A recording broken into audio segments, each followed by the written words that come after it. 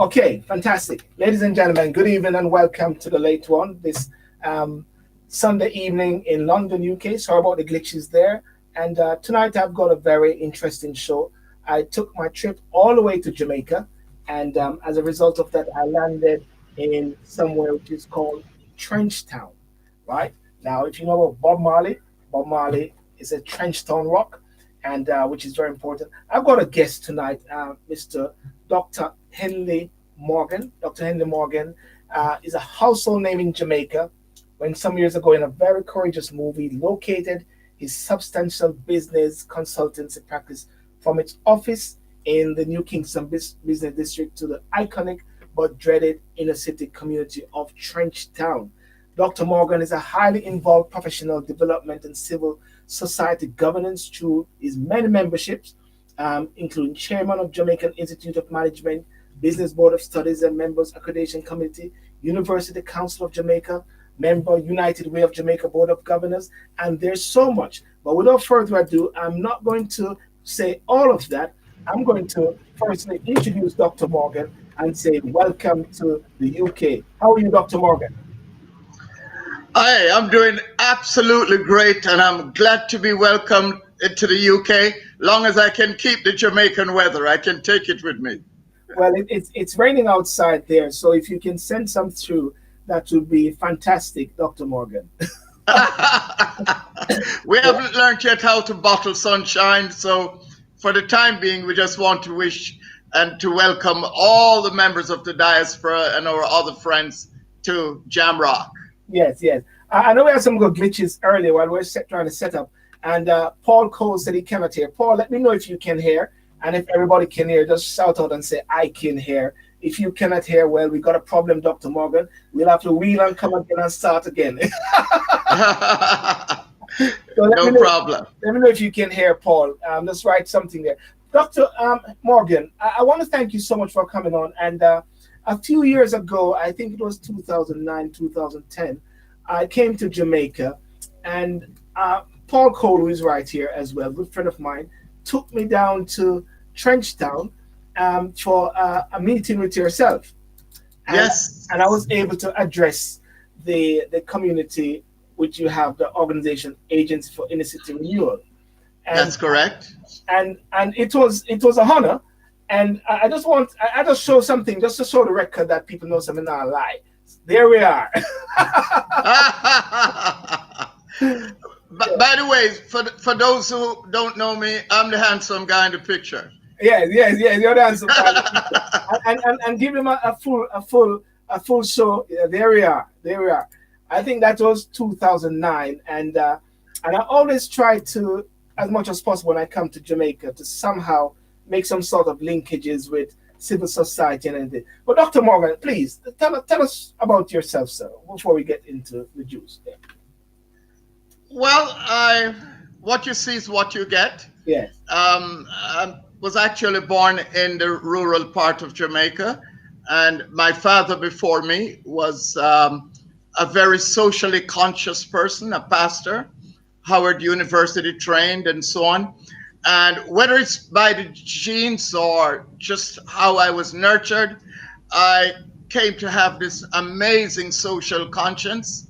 I absolutely hate for any circumstance to keep down anyone. People should be allowed to achieve their great potential, which all of us have. Yes. I studied in the United States after finishing high school in Jamaica on a black college campus. And I don't mind saying maybe I was radicalized in the era of the Black Power movement, the anti-Vietnam movement, and so forth. So it was not surprising that when I came back to Jamaica and started to build a very successful career as a business consultant, one day out of the clear blue sky, some people would say, but I think it was foreordained to be, I, with my family, decided that we would spend the rest of our time working in and with and being part of communities like Trench Town. And the rest is history, as they say.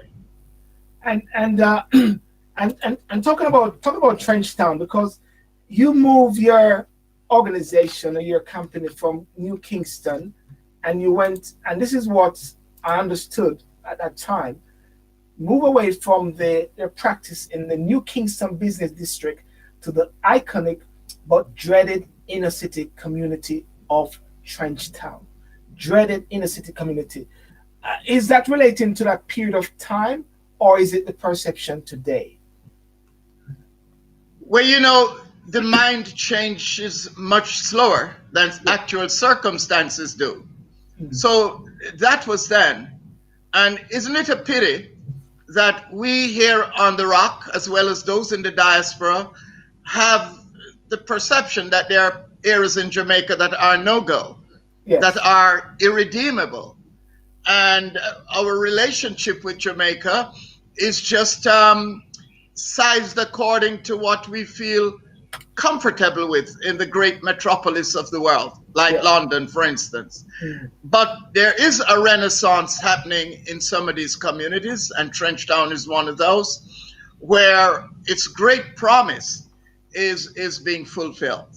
And I'm really happy to say that and to give that as an encouraging word to members of the diaspora who worry about what might be happening in Jamaica land we all love. Yeah, no, that is very interesting, sir, because one of the things that many people know about Trenchtown is about Bob Marley saying Trenchtown Rock. So you see, there's a difference there, you know, because people are seeing that iconic term Trenchtown Rock, you know what I'm saying?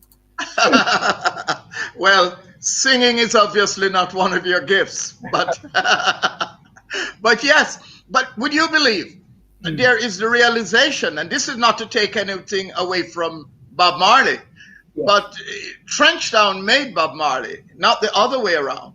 There is a book out now, a very substantial book, which is entitled Trenchtown, Jonestown, which is authored by Buchanan. It's over 500 pages. And you would be shocked how many Rhodes Scholars, how many iconic politicians, how many people in the arts and culture came from this community. Trenchtown is the birthplace of reggae. Yes. And there is no other place in the world of similar size, which in under a generation evolved. It's a form of music sang in the lingua franca of the people that went global to the point of having, global awards being given. It is just an absolutely phenomenal thing when you think that the Grammy Awards would recognize reggae music. Yeah. One of the things that we spoke about, and the topic of today is Jamaica, a new path for Jamaica, a new path for Jamaica. Jamaica finding a new path. Can you sort of elaborate on that, and also the work of Trenchtown Agency for Inner City Renewal, which is key, and linking that with a new pathway for Jamaica, sir? Well, if there's a new pathway, then that means there must be an old pathway. And without condemning the old pathway, we know that progress is a constant. Anything that's not progressing is absolutely dead.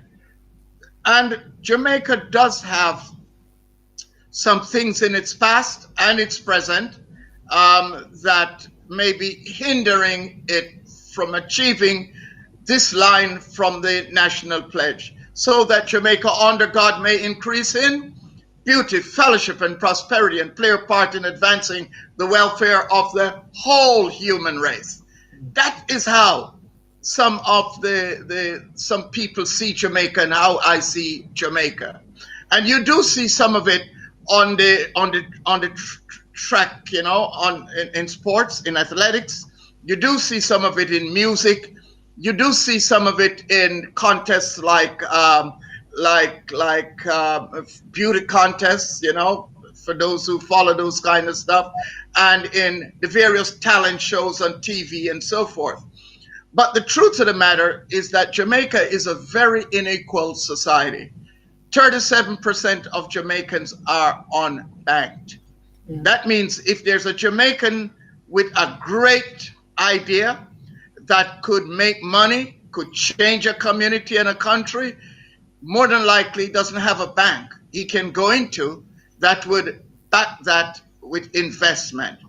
Jamaica has a very unequal distribution of wealth and so on. So the new path we're talking about is the path to a more equitable and inclusive community, society, and economy. Now let's talk about Agency for Inner City Renewal, and because that seemed to me as that's the base.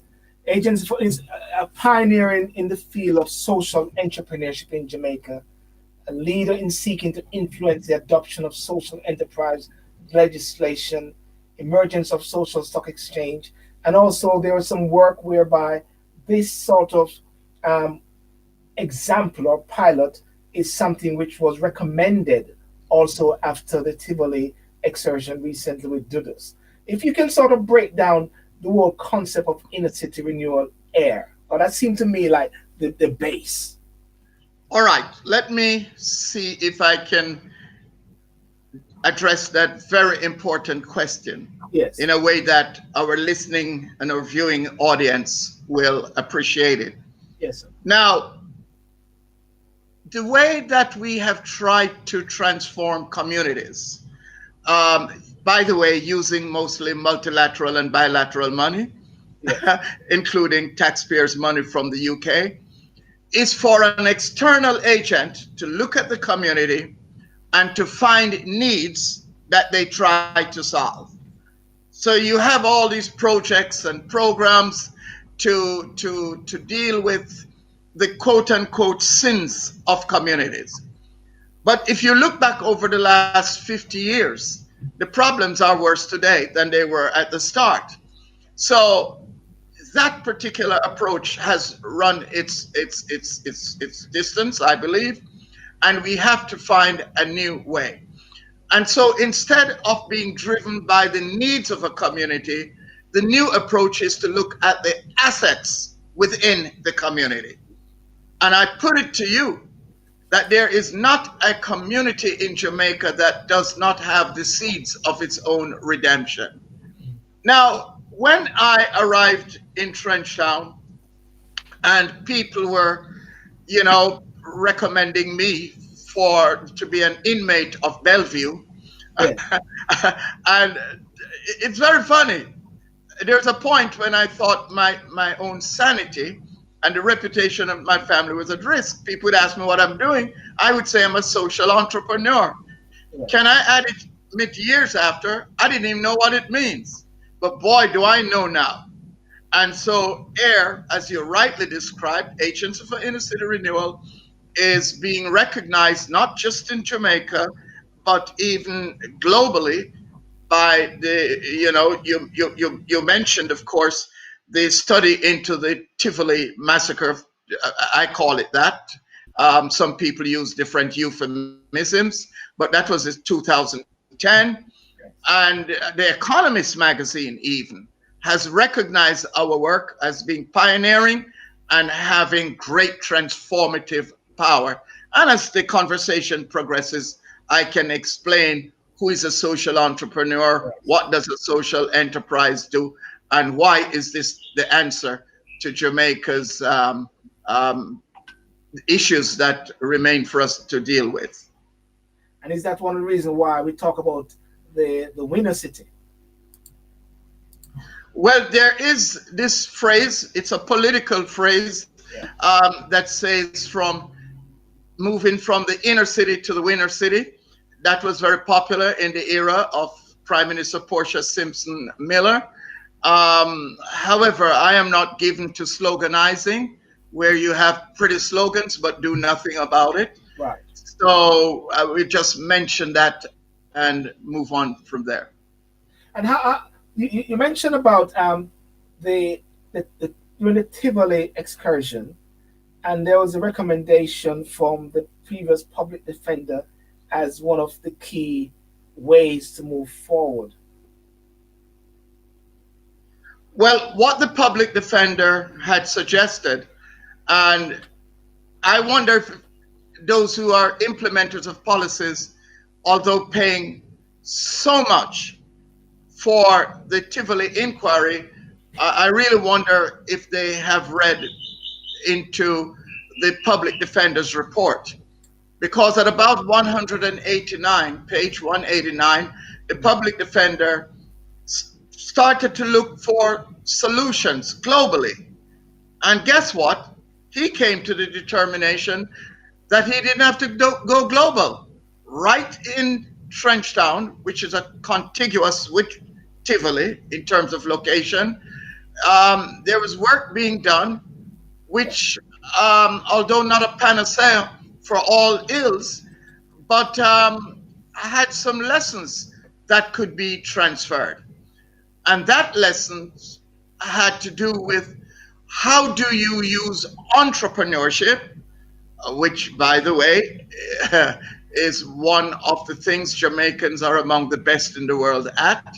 We can talk about that and the other things Jamaicans are known for. How do you use entrepreneurship to lift communities and persons at the base of the pyramid by bringing them into the mainstream of the economy? So they are not just consumers, but they are wealth creators. And that seems to be one of the key things. So you're talking about how you move from that sort of, should I say, not abnormal, but indirect way of doing things into something a bit more formal. Well, one way to get people to understand it is to speak of my own personal journey. Yes. When I arrived in Trenchtown, can you imagine a person who is a business consultant now saying your address is 85 West Road, Arnett Gardens, Trenchtown? And the natural thing was to give handouts. But I quickly realized that I soon would have no hand or a pocket to put it into. So we moved from giving handouts to handout. What is a handout? A job is an handout. A handout. Education is handout. Yeah. Entrepreneurship is handout. People taking responsibility for their well-being and being examples to their community and families, those are all what you would refer to as handout. And it's a totally different approach and totally different path than the old way practiced by sociologists, yes, where you try to throw resources at problems, not to solve them, but to alleviate the pain.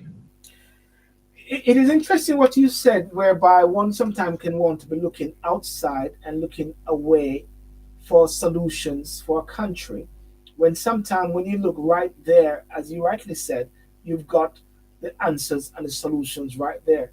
The Governor General, I believe the present Governor General, have a saying, if I'm not mistaken, and it says that what is wrong with Jamaica can be made right with what is right with Jamaica. That's right? Correct? That's the correct frame. What is wrong with Jamaica can be made right with what is wrong with what is right with Jamaica. Yep. Now there is nothing so wrong with Jamaica that what is right with Jamaica cannot solve. Yes. And we're as Jamaicans, we are extremely thankful for all the help the country has gotten. I don't want people to think that I'm not appreciative of help from the bilateral and multilateral agencies, which have spent billions of their taxpayers' money trying to solve problems in countries like Jamaica. Yeah. But we now know that there are other approaches. One of the approaches that's gaining currency worldwide is what is called ABCD. Yes. It's called asset-based community development. Yeah. And it starts from the very respectful position that the seeds of redemption, every community has the seeds of redemption and can be healed from inside out, and not just by trying to bring external ideas of what would be best for a community. This is educational, and this is something that I believe is so crucial, because the question which I have in the back of my mind is now the role then of civil society in a country like Jamaica. Last week or week before, I had a chat with Paul Cole, who is on the board of United Way, which I understand you're a board of United Way as well. And we were making a comparison with the UK, whereby they're trying to find food for children in school during the holiday period. So a footballer named Marcus Rashford from Manchester United has been pressing the government for that. And we're talking about how when Marcus Rashford started to do this project, lots of companies and private people started to say, hey, the government might not be interested, but we can give this food here, we can give that there. And what we saw, Dr. Henley Morgan, was that civil society came on board and was doing a lot of work, putting the government to shame. And Paul was saying United Way is already doing that. So what is the work of civil society then in a country of Jamaica to undergird and to stem the level of poverty and to make things better?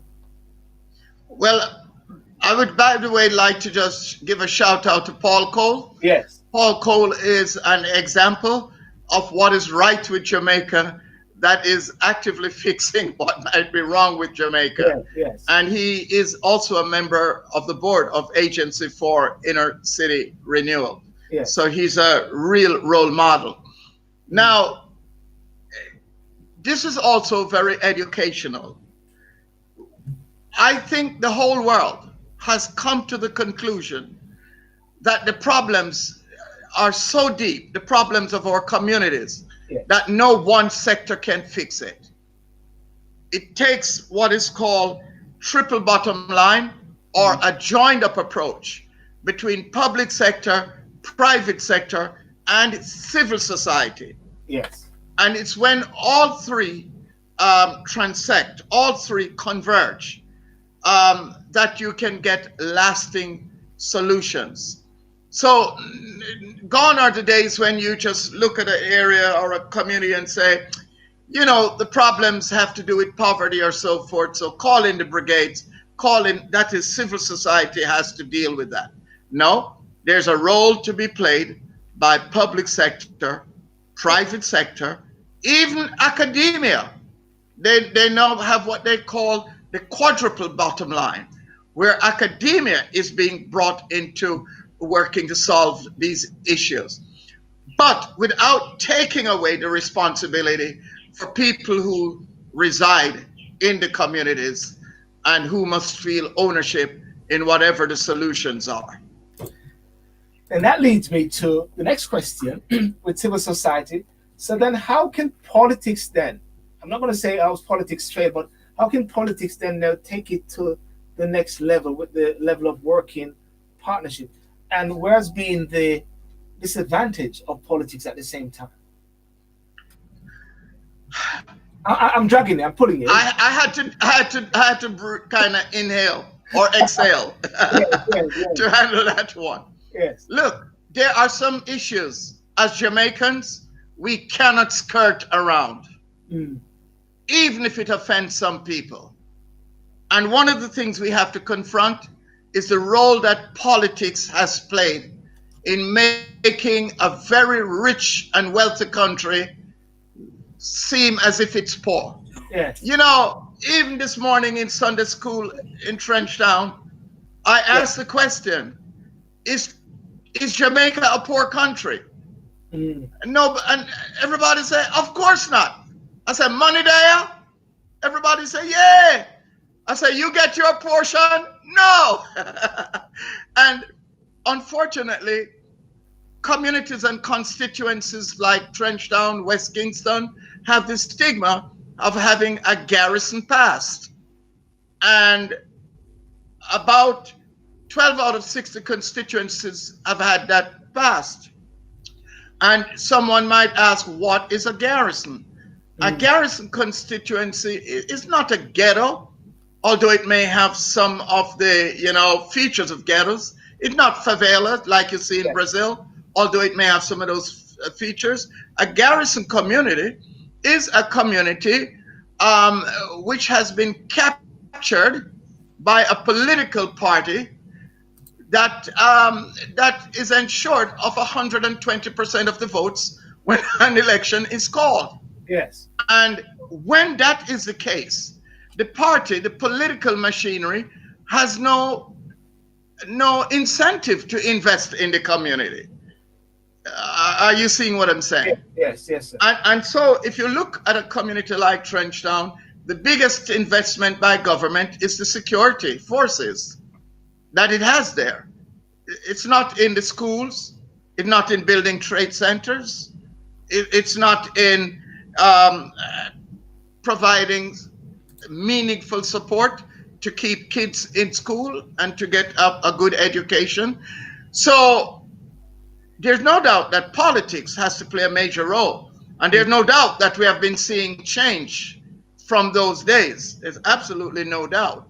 Certainly in Trenchtown, they now have, it's represented by the People's National Party in South St. Andrew.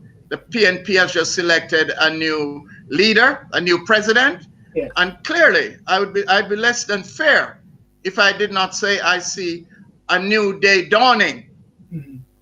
But in our history, there has been this stumbling block, or as you would say, Jamaicans would say, there's been this sore foot that keeps getting hurt up every once in a while. And I think it is Mark Golden, who is the president, is the MP for that area. Is that correct? Absolutely, absolutely. All of about 2 weeks old. Yes, and he was on the show last week. Let me just pick up what... Wonderful. Let me just pick up a couple of what persons are saying.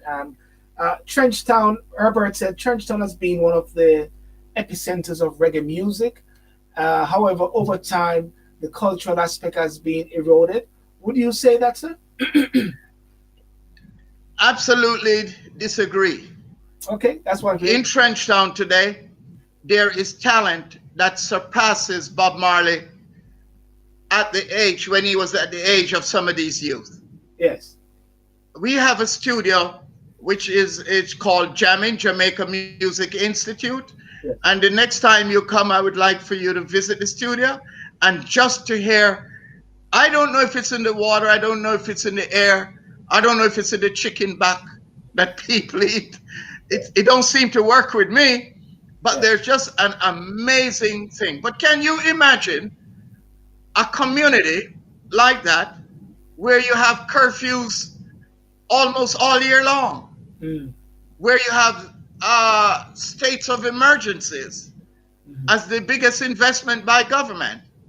How does culture thrive in that kind of environment? Yeah. You know, part of the success is that just before COVID-19, we really saw a renaissance. Tourists were coming into Trenchtown. The music, the culture was coming alive again. We have an organization within AIR, which is run by 9 women, which is called Jamming Tours. And you can still come to Trenchtown on tours. One of them is come to Trenchtown and learn for bossa dance. Yes. Yes. Boy, I can really see you on that one, Sidel. Learning to do the various types of dance. We also have the Whalers Tour, where you visit Culture Yard, where Bob Marley spent his musical days. You have where Peter Tosh, his museum is at Pulse in New Kingston on Trafalgar Road. And of course you have Bunny Whaler, who is still very much of us, and he has a museum. So we have different package tours that people can actually come on and to see Trenchtown the way Trenchtown is meant to be. Well, to see how Trenchtown rock, yes? Absolutely. Okay, let me just play this video briefly here, ladies and gentlemen. And this can maybe set the stage a bit. Here we go. Trenchtown to the world. Today, you will experience the road less traveled. Along this path, you will discover the beat of an instrument as well as the heart of a people. Come, taste, hear, and feel the vibe of sweet reggae music. Natural mystic flowing in the air. Right, Dr. Morgan. So that's I'm sure many of your viewers are trying to say, really? That's Trenchtown? Absolutely, that's Trenchtown. Well, let's go back to what Herbert said. The problem began when people got too reliant on political activists, infiltrated the inner city communities, and they did increase the level of dependency and laziness. I think you alluded to that briefly there, Dr. Morgan, if anything. but we have moved on from that with the Renaissance, isn't it? Yes, but that statement is a very accurate, portrays an accurate understanding of what brought us to this crossing in the path. That the over-dependency, that some of the type of approaches that were used created mendicants of people who got hooked on a handout. Now it's time to give a handout. Right. That's what social enterprise seeks to do. Well, that's fantastic, and I can say that without a doubt, as you say, and this is a word which I was reminded of, is you save Trenchtown, you save Jamaica. Elaborate on that. You see, I do my research, and I got my spies who tell me certain things. Yes. The reason, if you save Trenchtown, and we use that at the bottom of every correspondence that goes out from our office, if you save Trenchtown, you save Jamaica. And the reason is, it's amazing what percentage of Jamaicans live in so-called squatter communities. It's huge. So if you decode the problems that keep people mired in poverty, and if you can do it in Trenchtown, you will have the code to solve the problem in other communities across Jamaica. That's interesting. Now, the key thing now, and I've been coming to Jamaica since I need to put it on record. I'm straight from Ocherius. He's an Ochi man, you know what I'm saying? So it's strange when I say I'm coming to Jamaica regular, but since I came to this country in 92, I've been coming regular since the Diaspora Conference. I've been there 2004, 2006. I say it all a while. That's right. And even when the Doodles thing was going on and the Diaspora Conference was cancelled, myself and a few still came down to Jamaica, and we challenged them to have a conference in Ocherius. Earl Jarrett came down, and a few of them came down, Idelano, and we had a mock-up conference because we said we're not going to stay away from Jamaica because the whole thing. Now, the role of the diaspora now, let's break that down. How do you see the role of the diaspora and Jamaica? Let's look at this big thing now, because it's always like this thing which sometimes is toxic at times. Okay, that frame got frozen a little bit, but I think I understood where you were going with that question. I think everybody understands that one of the great blessings of Jamaica is the diaspora. Yes. I mean, I lived in the United States for 27 years. The only country that can equal Jamaica in terms of the commitment of the diaspora may be Israel, the Jews. And in some senses, it is said that the Jamaican diaspora is more committed to their home country than even Jews are. I think we have not made it easy for the diaspora to contribute. And I can ask your listeners, yes, how do they feel about sending money to Jamaica to support their favorite charity? Would they support a government bond? Would they send money being confident that it's going to be used for what it's been sent? Yeah. The frame froze, but I heard what you said right there, Dr. Morgan. And while the frame has been frozen. Right now, the Jamaica Stock Exchange has established the Jamaica Social Stock Exchange, yes, sir, where they're putting in a platform that allows people in the diaspora as well as at home to contribute to social enterprises that are at work trying to change the economic and social landscape of Jamaica. Very interesting what you said right there. And let me see if anyone will make a comment about sending money to Jamaica. Of recent days, since those landslides, which was happening in Jamaica, a colleague of mine in the States saying, Sid, can we do something to send money to Jamaica? I touched base with Paul as well and a few persons to say, what's the best way to do this? One of the things we established right away is not to send it to government and try to find an NGO which can be a right vehicle.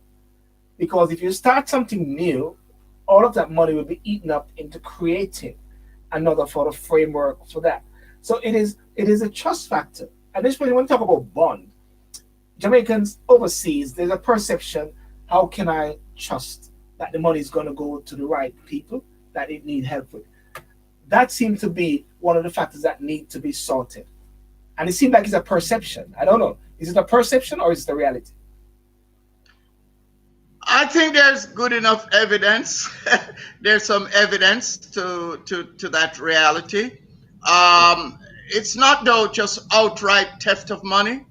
One of the things is that sometimes the cost of administration takes up so much of the money that the money does not really get to the end beneficiary.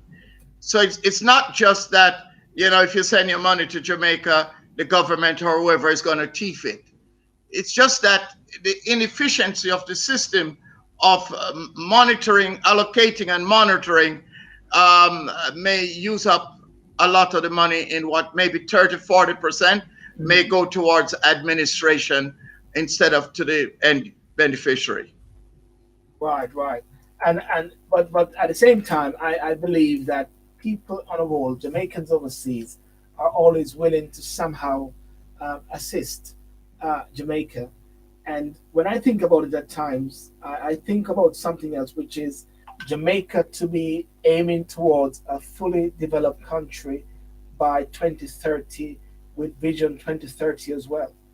It is something we always talk about, and I always question how real is that.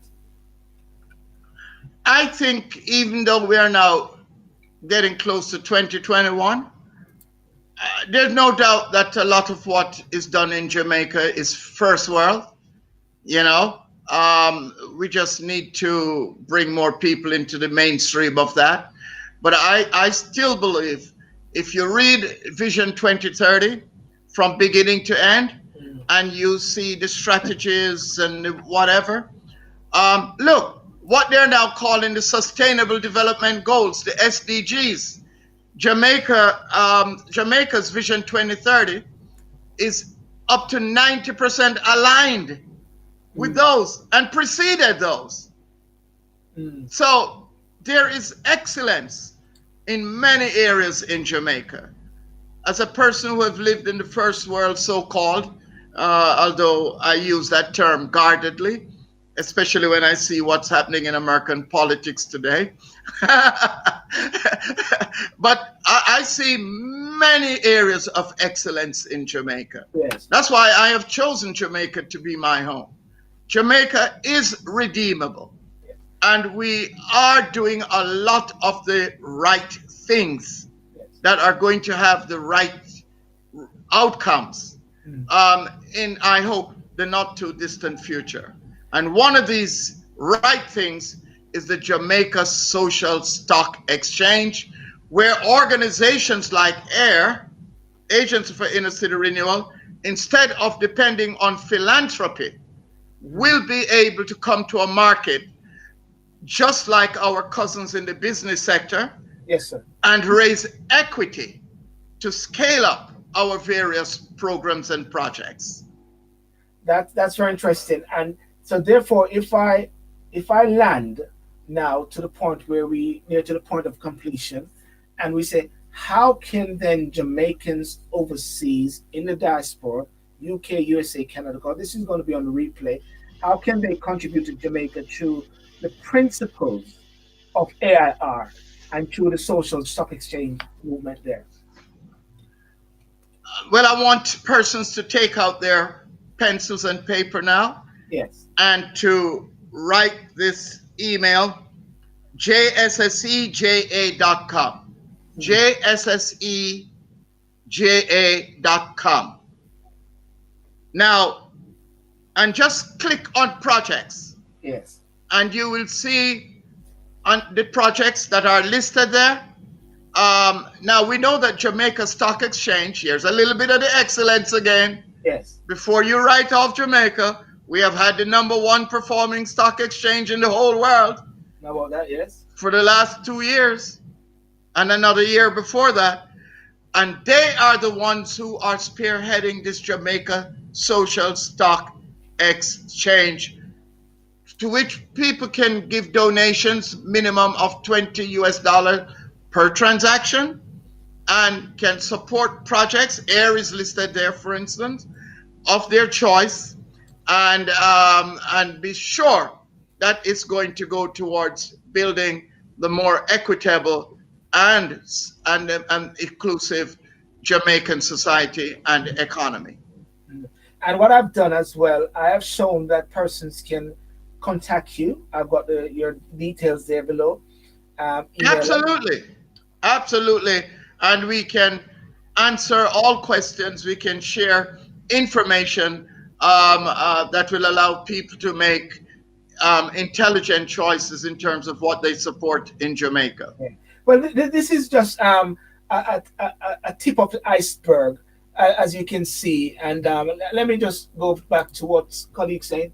The Education and Security Ministry should hold up their hands, say we are guilty because of the member of the community, put their address on an application, they'll not get an interview.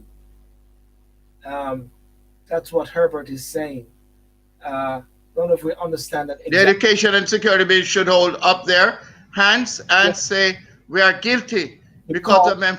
Yeah, you see the kind of emotion and the kind of love people have for their home country, huh? And this is real thing, man. This is real talk. So, but people have even wondered whether we should have truth and reconciliation. But I would rather than the finger pointing, we do embracing. Yes. It's going to take all persons, all sectors, including politicians and government and opposition and diaspora. What is the size of Jamaican's economy? The size of Jamaican economy? You're testing me. Look. Now, it's about 16 billion US dollars. Yes, the total value of goods and services. Now, I got to tell you this is Jamaica. So 43% of the economy is underground. So the real thing is probably twice that. Or you wouldn't see all these Beamers and Audis and Mercedes you see when you come to Jamaica. Yes. But Jamaica is not that big. 2.8, touching 3 million people. Almost as many in the diaspora. People who are viewing this say, we can fix this. Yes. We can do this. And if we're going to do it anywhere, do it in Jamaica, because guess what? Jamaica is written in the book of Genesis. Did you know that? Please elaborate. Paradise. The Garden of Eden. Yes. And I am just so excited about what I'm doing. And the fact that God has kept me and I'm doing extremely well. And yes, every day there's frustration, but there's always something to give me hope that a better day is coming. So Dr. Mama, last word, what's your favorite quote or so that you can leave and inspire Jamaicans worldwide as we listen? What would you say is your favorite quote that inspires you? Well, one of my favorite quotes, but it's too long, is by Martin Luther King Jr., who came to Jamaica in 1965 to speak at the University of the West Indies. He was a commencement speaker. And after he went back to Atlanta, to the Ebenezer Baptist Church, where his father had pastored before him, and he was preaching, and he said, the other day, I and Coretta went to Jamaica to speak at the University of the West Indies. Now I always like to go to Jamaica, the fairest island there's ever been. And he went on, and I said, if we could see Jamaica. He said, when I gave that speech, I have a dream. My dream was that one day America would look at this little country that has as its motto, out of many, one people, and would emulate it. Isn't that amazing? Yes. And I would just tap that off by saying, Martin Luther King Jr. spoke about from the mountaintop, well, I'm in the belly of the beast, and I'm still seeing the glory of the coming of the King. I know that Jamaica is up to its potential. The world is waiting on Jamaica. But we have to stop running and leaving the world like Usain Bolt, right? Soon we'll believe the world will have to catch up. Yes. Well, Dr. Morgan, Henley Morgan, I want to thank you so much for coming on tonight. And this is the start of a relationship. As I said to Paul, when we said we're going to do regular Jamaica shows on Sundays, it was a way of actually tapping into the roots and just tapping in with different persons. And there are some ideas which are coming up. Ladies and gentlemen, you have heard Dr. Henley Morgan, who is the chairman of Agency for Inner City Renewal, Jamaica. He touched on the concept. It's a concept at the same time whereby the former public defender Earl Witter said in his report about the Tivoli operation, recommended that Dr. Morgan's model of community transformation is a template for ending gunmanship and political, garrisons in Jamaica. Dr. Morgan also spoke about save Trenchtown, you save Jamaica. The principle, the concept. Inner cities is winner cities. That is powerful as well, because that is talking about the mindset and the words that we speak. Yes. The words can actually transform. And most importantly, what I pick up as well is that the answers that we are seeking for Jamaica is not outside of Jamaica, but it is within Jamaica. Is that a fair statement, Dr. Morgan? What was that last question? The answers for Jamaica is within Jamaica and not outside of but that doesn't mean that the help from outside is not appreciated. And I want to thank you, Brother Silburn, for your service, for your demonstrated love and your caring. And like what you're doing now, the value cannot be estimated. I really want to thank you. We're so proud of Jamaicans who are overseas doing things like this at the highest level of professionalism. And this is certainly a big part of the solution. Awesome, Doctor. So, Doctor, I'm gonna finish off, and I'm gonna play that lovely video of Trenchtown, and you don't go anywhere. You stay right there. Okay. Okay. So, ladies and gentlemen, I want to thank you so much for coming on, and you can watch the replay on Facebook and on YouTube. Silburn TV. Remember to like and subscribe to the Silburn Show. And of course, if you want to get hold of Dr. Morgan, you can find his details right there, which I just let it just roll and roll and roll and roll again. So thank you very much, and have a super duper Sunday night, and in Jamaica, a good afternoon, and enjoy the rain. I mean, the rain is good still, isn't it, Doctor? Even though the rain is sort of bad in certain places, isn't it? Yeah. Okay, here we go. Trenchtown to the world. Today, you will experience the road less traveled. Along this path, you will discover the beat of an instrument as well as the heart of a people. Come, taste, hear, and feel the vibe of sweet reggae music. Natural mystic flowing in the air.